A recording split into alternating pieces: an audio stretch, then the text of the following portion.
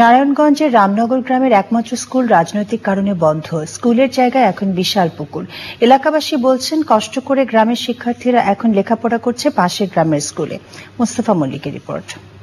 নারায়ণগঞ্জ সদরের বক্তাবলী ইউনিয়নের এই গ্রামটির নাম রামনগর। গত 10 বছর আগেও এই জায়গাটিতে ছিল রামনগর বেসরকারি প্রাথমিক বিদ্যালয়। স্থানীয় শিক্ষা অফিস ওই স্কুলে বিনিয়োগও করেছিল। তবে রাজনৈতিক কারণে এখন আর স্কুল নেই। পাশের বেশ কয়েকটি বাড়ি উঁচু করতে স্কুলের জায়গার মাটি কাটার কারণে তৈরি হয়েছে বিশাল গর্তের।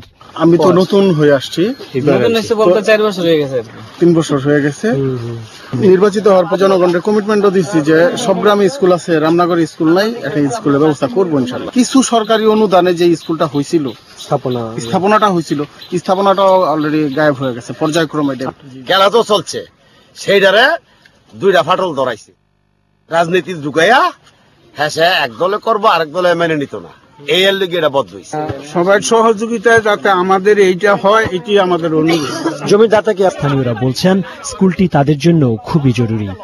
আমাদের গ্রামে কোনো স্কুল নাই। আমাদের বাচ্চারা এখন কেউ যায়, কিছু সংখ্যক লোক বাচ্চা যায় কানাইনগর, কিছু সংখ্যক বাচ্চা যায় লক্ষ্মীনগর। লক্ষ্মীনগর গিয়া কিছু ছেলে মেয়ে পড়ালেখা করে, কিছু কানাইনগর গিয়া লেখাপড়া করে।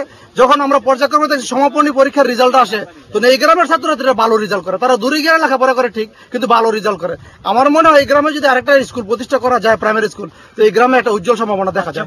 প্রতিদিন শিশু শ্রেণী থেকে 10ম শ্রেণী পর্যন্ত এ বিদ্যালয়ের প্রায় 800 শিক্ষার্থী যায় অন্য গ্রামের স্কুলে লেখাপড়া করতে।